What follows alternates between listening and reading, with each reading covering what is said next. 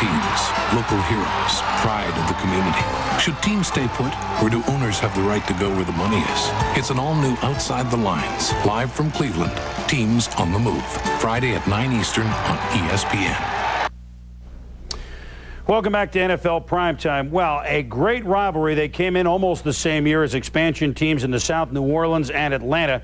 Fueled this year by Morten Andersen, one of the most popular Saints, going from New Orleans after a great career to Atlanta in a contract dispute. Now, 7 of the 11 games between these two teams in the 90s decided by 3 points or less. Do you think Morten would figure in this game today like he did in the first meeting when he kicked the field goal in overtime in Week 3? Morten Andersen, get used to the sight. Morten as an Atlanta Falcon. Earlier this year he spoke. I think that was wrong, and I think it was a mistake on that part. Remember that? And Morten said, here's 51 yards worth of mistake. He's already kicked 1 field goal. It's another one. Good. He was just warming up. 6-0. Fouls. Closing seconds and a half. Jeff George. Well, he looks smooth, Tom, on the plate of Bert Emanuel. The spin, the slot. Sets up from 55 yards out. It's long enough. It's deep enough. It's good. 9-0 Falcons at the half. Third quarter, George, the fake to Eric Metcalf. The swing to Iron Head. 25 yards on the play, Tom. Another former Saint. Yeah, great counter fake here. And you're going to see Tyrone Hughes follow Eric Metcalf across the formation, leaves Ironhead Hayward, who makes the catch. And once he gets that body rumbling, it's going to be big yardage. Speaking of which, the little floater to Ironhead, don't even get my way. Touchdown, it's 16-0 Hotlanta in the Georgia Dome, with the Saints, by the way, were 3-0 coming in. Jim Moore, though, has come back from worse than that. His team was 0-5, and they're in the hunt. Fourth quarter, though, it's now 16-7. Jim Everett to Torrance Small picks up a large first down. First and goal, Everett to the fine young tight end, Irv Smith. Touchdown, 16-14 game. Now Atlanta driving, though, but the Saints defense forces the incompletion, and with 4:20 to go, Morten Andersen, oh no, not again for 55. Oh yes, again for 55. Third time a 50-plus field goal by Andersen today. The first time it's ever happened in NFL history. Oops.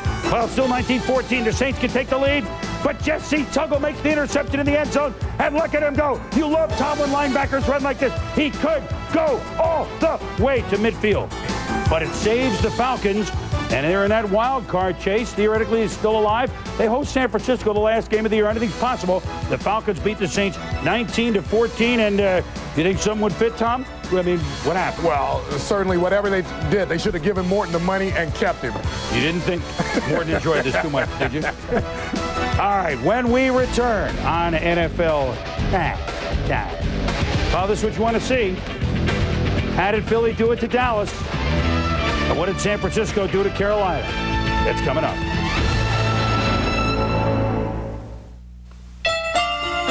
This holiday season, give him the Gillette Sensor XL with protective microfins.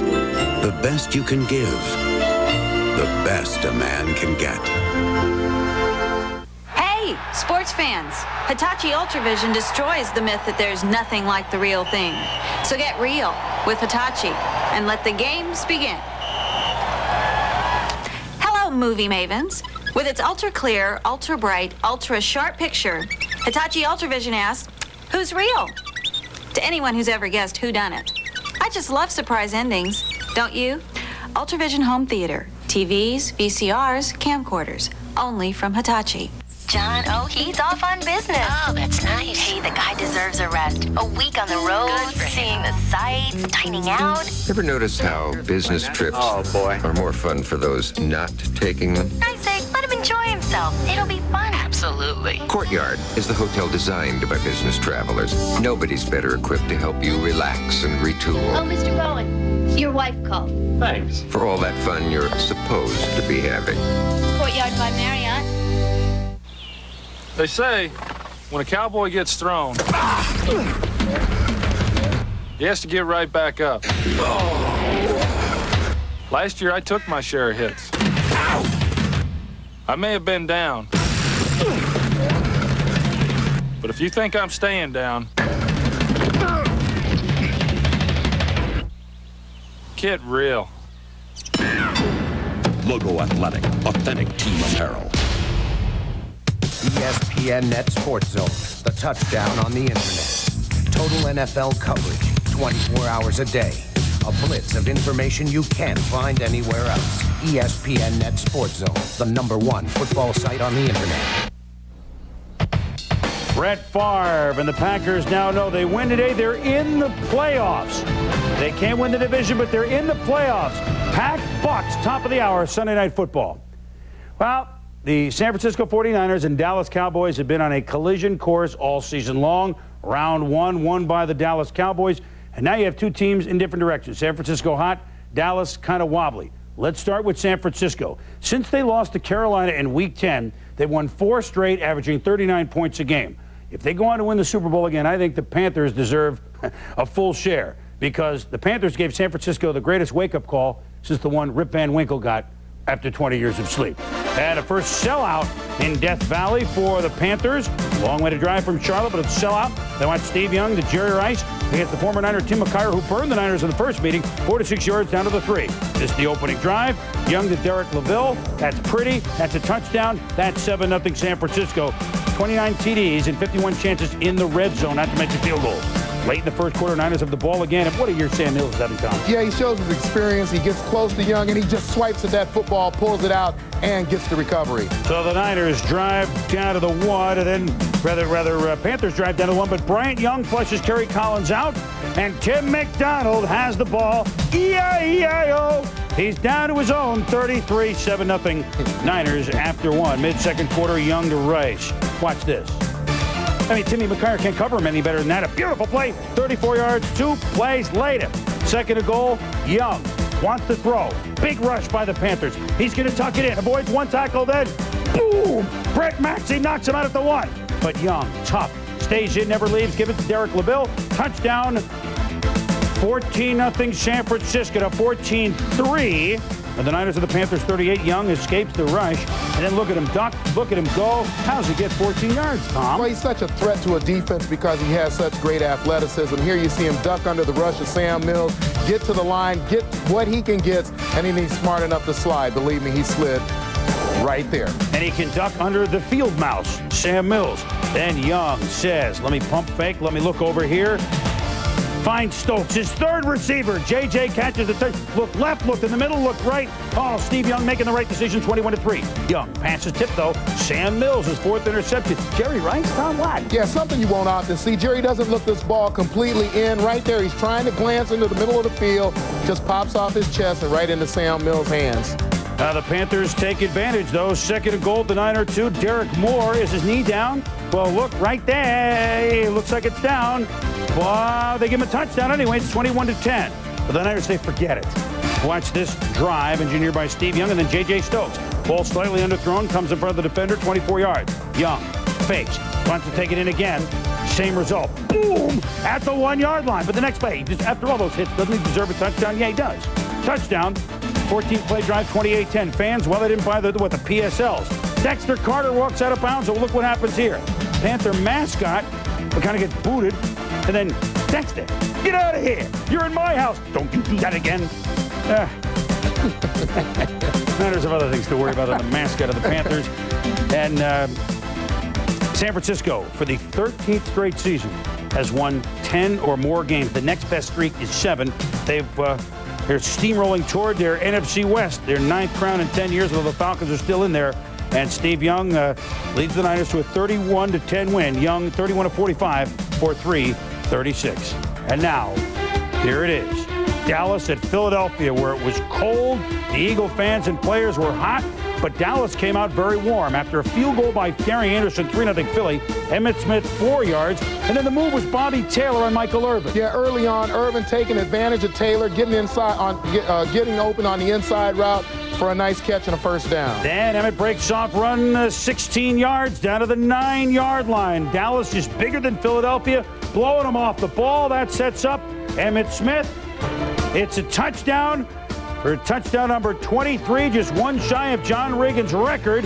First half, Emmitt at 98 yards. Business as usual. They've beaten Philly 7 straight times, 7-3 Dallas. Ricky Waters stopped by Brock Marion, and Dallas takes over on a 4th and 2 gamble. So in the second quarter at 7-3, the pitch to Emmitt. These are the holes we've seen all year, Tom. No one's there, 14-yard. But 3rd and goal, Ronnie Dixon makes a big defensive play, holding Dallas to a field goal and only a 10-3 lead. Well, Chris Mortensen told you, look for Deion on offense to throw him to 4 to 6 times. Here's Troy Aikman to Deion Sanders. Prime time, boom time. He missed about a quarter after that hit. The drive would stall. Eagles driving to the 38-yard line now. Rodney Peete looking for Fred Barnett. And Larry Brown, as he did in the first meeting this year. He could go all the way. Business as usual for Dallas, 17-6 lead. But in the second half, everything changed for Dallas and for Philadelphia.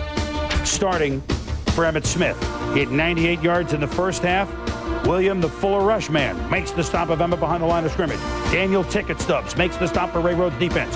4th and 7. Eagles going for it. Rodney Peete. Can he get it? He scrambles. He makes it. It's a first down. Keeping the drive alive. Setting up Ricky Waters. Running Waters into the end zone. 17-12. Yes, take off your shirt because the Eagles also got a 2-point conversion to pass to Barnett. It's 17-14. 4th quarter. It's a fumble.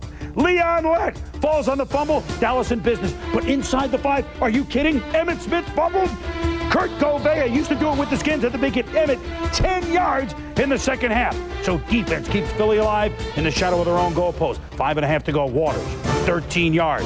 Churns upfield for the first down inside the 30. That sets up. Gary Anderson tried to miss it, but kept it straight at the end. 38 yards. We're tied at 17. Cowboys on offense, 3rd and 10. Aikman to Corey Fleming, 9 yards. Short of a first down just before the 2-minute warning. Barry Switzer says, go for it on your own 30 in a tie game on the road. But wait, Tom, what happened here? They call the play dead. Yeah, look at the spot shout on the ref right there. That play clearly started before he started the signal for timeout.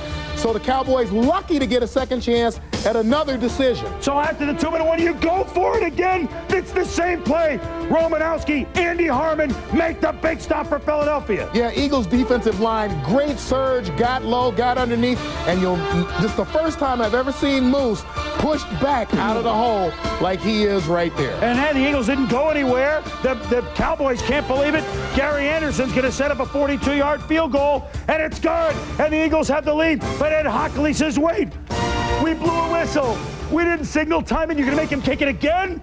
Gary Anderson, it's good again. Dallas gets help twice, but the Eagles come back to stick at 20-17. Then 1 minute and 11 to go. Aikman to Irvin. Don't count the Cowboys out at 15 yards. 4th and 9, 32 seconds to go. Aikman. Corey Fleming, 16 yards. Drive still alive. Then Aikman.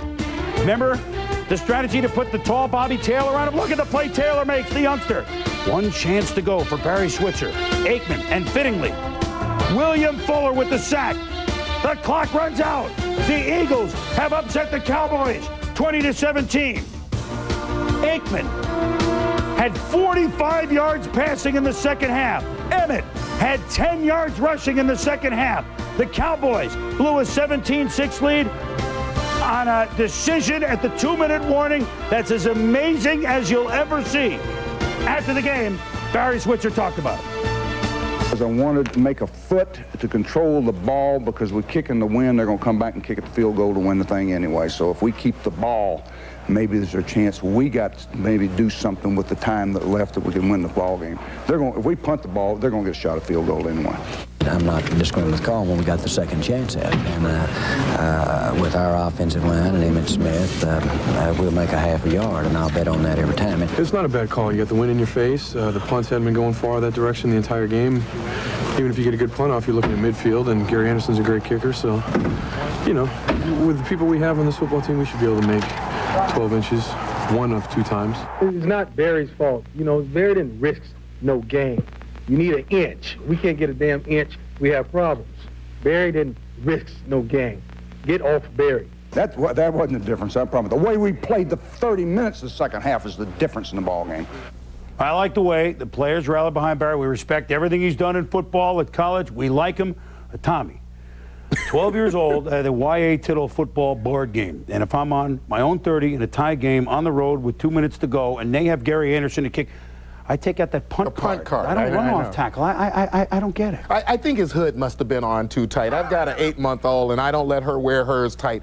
I think it was a ridiculous call. Certainly, a ball game is not won or lost on any one play, but what you want to do in a game is give your ball club a chance to win. That ball club had a chance to win. You punt the ball, and they stopped them after they didn't make the first down. So if they can stop them after they didn't make the first down, they could have stopped them after they punted the football. Now, you have the offensive players stunned on the sidelines. You got Aikman yelling at Eric Williams at the end of the game. You got a defense starting to be depleted. You got a team that's obviously not gotten over that San Francisco hangover.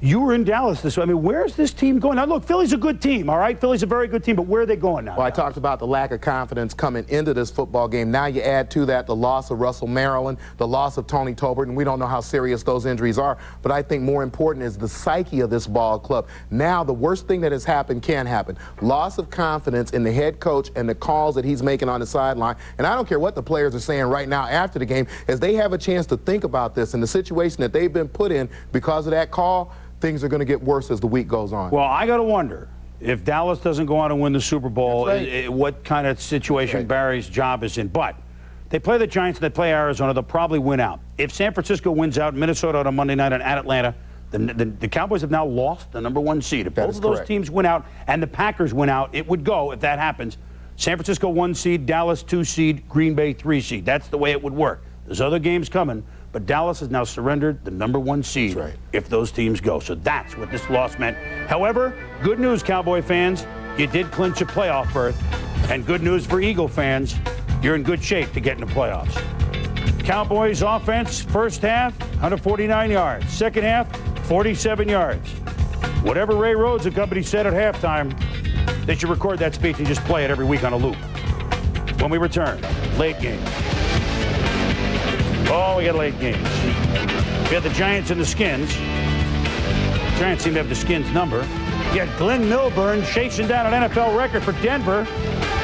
And you got the Red Hot Steelers and one of the Mills brothers and the Steelers singing, hopefully for their 7th straight win over Oakland, at least from their point of view. Terry Bradshaw here with Jimmy Johnson. You know what? We may not agree on much, but we do believe in team. Dick's is your headquarters for the finest in team sports. Check it out. Nike. Not yet. Giants free agent to be Dave Brown has been called up and down. Brown, he hopes good play in the final 3 games will convince the Giants he's a quarterback for the future. It's much the same story for Washington's Heath Schuler trying once and for all to beat out Gus Frerotte. The winner here takes a step back in the battle for draft order in April. And away we go to the Meadowlands. Windy day. First quarter, no score. Thomas Lewis fumbles. James Jenkins recovers for the Skins. Could they convert? Tough wind. Murray 37-yard field goal. Short. Second quarter now, tied at 3. Lewis, the earlier mistake, trying to atone for it here. Off the kickoff. Backside block from Herschel Walker. You see it right there. And then Lewis, still on his feet, breaks into open field. And watch Walker hustle all the way back down here. Get actually ahead of Lewis. Look at number 34 with the block. Unbelievable. Touchdown for Lewis. Giants up 10-3. How about the wind affecting Schuler, Tommy? Well, anytime that wind in the Meadowlands is humming, you have a problem throwing the football. There you see Schuler try to put a little bit extra on it. Henry Ellard can't get to it, and the Skins have it, and they're gone down football field. 13-3, G-Men at the half. Fourth quarter now, Skins into the wind. Schuler lofting the pass for Ellard. Wind holds it up, though. Sparks able to come back and make the play on D. How about Allen now taking over for the Redskins? Yeah, behind the blocking of Trey Johnson and right tackle Ed Simmons. There you see him the first time, and then again going over the right side with more of a power move. 4th and 1, Allen cashes in. Touchdown, tied at 13. The Skins outgaining the Giants by a wide margin in the second half to that point. Giants get the ball back. Reeves says go for it. 4th and 1. Rodney Hampton, can he get the first down? We are late in the game. First down, G-Man. That sets it up. Brown, 40 yards. Chris Callaway, hidey, hidey, hidey, high. Hidey, hidey, hidey, yeah, ho. indeed. Touchdown, 2013 with 1:12 left. 4th down. Last chance for the Skins. Schuler to Ellard. Randolph breaks it up. And that is that. As Norv Turner's bunch goes down, the Giants win 2013. Dave Brown coming through late. Giants have won 6 straight over Washington and 13 the last 16. Elsewhere, we got Seahawks and Broncos. A huge day for Glenn Milburn. First punt return. Takes it at the 30. That's a juke. Call that a duke. Milburn to the 47-yard line. And Tommy, it's only the beginning for him. Yeah, he would hurt the Seahawks on special teams all day. Here his second punt return, takes the ball. Dan Wells has the angle on him right there. But right there he gets knocked out. Great blocking. and you see Milburn scoot forward for another 15, 20 yards. Now his third punt return. Almost breaks it again. After 1 quarter, Seattle 0 total yards, Milburn 138. Second quarter now. The Broncos and Elway to Miller. For Anthony Miller, his 13th touchdown reception this year ties a single-season Bronco record. Third quarter, as the Broncos are up 17-0. Elway back, Robert Blackman pops Elway, fumble, it's loose. Antonio Edwards scoops it up. And I tell you what, for a lineman, this guy can scoop. 83 yards for the touchdown. And Tommy, Seattle at this point down 20-10. Yeah, this isn't Elway's blind side, but he's looking left. You get Blackman coming from the strong side of the formation. You can see Elway never seasoned. Ball pops out. Edwards has it, and he's on his way with a convoy of Seahawks. So Seattle back in it. Fourth quarter, Chris Warren takes the handoff, breaks a tackle. Counted up now, 26 yards. Seahawks now down only 3. Following a Bronco touchdown. Freeze in for Meyer. Joey Galloway, touchdown off the deflection. Seahawks again down by 3. Then Seattle, freeze to Warren. The pass, Warren at the 20, Warren at the 10, Warren, touchdown, his third touchdown of the game. Seahawks up 31-27. Could we have another miracle from John Elway? 4th and 16. We call this the hook and ladder, but the ladder's broken. Knocked away, Moss comes up with a loose ball. Oh, boy. Seattle wins at 31-27. Seattle had lost 6 straight at Denver. In the loss, Milburn, 404 total yards, a new single-game record in the National Football League. The old record, 373 total yards set by Billy Cannon on this date in 1961. But the big story, Denver blowing the lead and possibly a playoff berth in this loss. Yeah, because they got 2 road games to go. Yeah, on the day, December 10th. So always every 34 years you can set your watch to it. A big total purpose yard. Congratulations, Milburn, but a tough loss certainly. Well, was there ever a fiercer series in the history of the NFL than the Raiders and the Steelers? 5 straight times they met in the playoffs in the 70s, starting with the Immaculate Reception game. And get this, I know you young fans don't believe this, but the AFC used to own the Super Bowl. From 74 to 80, either the Raiders or the Steelers represented the AFC in the Super Bowl, and when they got there, they won it. 2 teams renewed acquaintances at the Oakland, Alameda County Coliseum. Here we go. Yeah? Oh, yeah. This guy, I think, remembers the old Raiders and Steelers. At least he looks that way. Billy Joe Hobart making his first pro start. Harvey Williams dropped by Sugar Ray Seals. Williams, slip, drop. Williams, hello to Greg Lloyd. The great linebacker comes in. Raiders 9 carries in the first half for just 3 yards. Steelers get to work scoreless in the first quarter. Neil O'Donnell to Ernie Mills. 37 yards, touchdown, 7-0 Pittsburgh. But in the second quarter, the Steelers up 10-0 O'Donnell. Anthony Smith tips. Andre Bruce paying dividends years after he was drafted by Atlanta. What happened? Yeah, O'Donnell under Smith here, under the pressure from Anthony Smith and Andre Bruce. Should have thrown that ball away, threw it right to him. They jump up, get it for a touchdown. O'Donnell under pressure again. This time it's picked off by Anthony Smith. And look at him go. The defensive line is going to score all the touchdowns for Oakland. Who needs offense? But what happened? Well, there's certainly a questionable call if you ask any Raider fans. I don't know if O'Donnell was clearly in the grasp. You have to ask yourself, is there the possibility that he might have gotten away right there? He looked like he was trying to throw. They get it. They're headed the other way. I think it's a bad call by the official. Well, except instead of a touchdown for the Raiders, it's a Pittsburgh field goal. Then Cordell Stewart playing, and my goodness, the Raiders stopped him for a 2-yard gain. Then slash, quarterback slash wide receivers, but he's a decoy. And O'Donnell, one of the unsung heroes this year for Pittsburgh. Well, he's looking for John L. Williams. He didn't quite find him. O'Donnell to Cordell Stewart. Oh, and look at the youngster make the catch for 23 yards. Then O'Donnell to Ernie Mills. Touchdown, 14 yards. Mills with a pair, 20-7 Pittsburgh. Billy Joe doesn't want to jump off the Tallahatchie Bridge. Has Darryl Hobbs in the end zone. Can he bring it in? He can't. Next play, back to the end zone again. He's chased. He fires. Timmy Brown. Fourth quarter, Raiders down 12. Oh, what's happening here? The Raiders stand their 4th straight loss as Hobart's pass picked off by Willie Williams. 5th interception this year for him. Later, Hobart to the end zone. Picked off by Willie Williams. 6th interception of the year for him. 4 picks today by the Steeler defense. They outrushed the Raiders 144-28. And as they did last year when they put it away in the second half, 29-10, the Steelers over the Raiders. Raiders got a run, Tom. What happened? Well, 11 yards worth of rushing in 6 quarters if you include the first half today and the 4 quarters against the Chiefs last week. That's not enough to get it done. Not even close. And the Pittsburgh Steelers are steamrolling. They've won 7 straight. The Raiders have lost 4 straight. And when we return, game balls. Everybody wants them. Only a few are selected. We'll dole them out in a moment.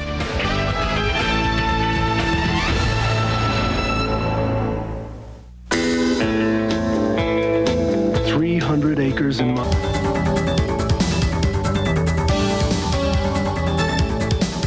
Primetime Players is brought to you by 1-800-COLLECT, the way everyone can save on collect calls. It's easy. Just dial 1-800-COLLECT from any phone and save. Here we go, my primetime player, Atlanta kicker Morten Andersen. He gets a game ball for 4 field goals, an NFL record 3 over 50 yards, as he kicks Atlanta over his former team, the Saints, for the 2nd time this year, Tommy. Billy, my primetime player is the entire Eagle defense, holding Troy Aikman to 110 passing yards, Irvin to 3 receptions, Smith 10 second half yards. Great adjustments by Emmett Thomas, their defensive coordinator. Boom. Hey, when you set an NFL record with 404 yards, admittedly the Broncos lost, but my goodness, Glenn Miller, 404 yards? Receiving, rushing, returning. Breaking the old mark by Billy Cannon set 34 years ago today. Glenn Milburn, my game ball. We'll be back. All right, welcome back to Prime Time. Here are our rushers. Curtis Martin, 148 yards, Pats 1. Glenn Milburn in a loss. What a day for him. Thermal, he's back. Other 100-yard rushers. Eric Pegram, 7 in a Steeler win. Terry Allen in a Redskin loss. Ricky Running Waters in the biggest game of the day. Other 100-yard rushers. Emmett in a loss most of the first half. Rashaan Salam in a loss. Chris Warren in a great comeback by the Seahawks. 300-yard passers. Mark Rippon in a loss. Steve Young in a win. Mark Brunell came back after 2 weeks' absence, but the Jags lost. Receivers. Isaac Bruce, the Reverend. Brett Perriman, he's on every week. So is Bruce. Brian Blades had a big day. Elsewhere, Jerry Rice, Willis Jackson, and Johnny's Mitchell. All of them with 100-yard days. Ryan Yarbrough, I always liked this kid. Had a big game for the Jets. Herman Moore, can't hate him. A lot of those names will make it to the Pro Bowl. We'll have the Pro Bowl selection show for you. You'll know on Thursday night at 7:30 for an hour all the Pro Bowl players going to Hawaii. What a day we had for Tom Jackson and Bill Pidto. I'm Chris Berman. Thanks for watching us. Packers and Bucks on Sunday Night Football. Mike and Joe and the gang. Enjoy. Thank you, Chris, and welcome to Tampa Stadium for a big game in the black and blue division. It's the Tampa Bay Buccaneers and the Green Bay Packers on Sunday Night NFL. The path of righteous men is shrouded by the tyranny of evildoers. The blast of the ruthless is like an icy storm. Blessed is he who has been a refuge to the needy. Young men may grow weary and faint. Even in their prime, they may stumble and fall, but those who look to him will win new strength. They will grow wings like eagles. They will run and be not weary.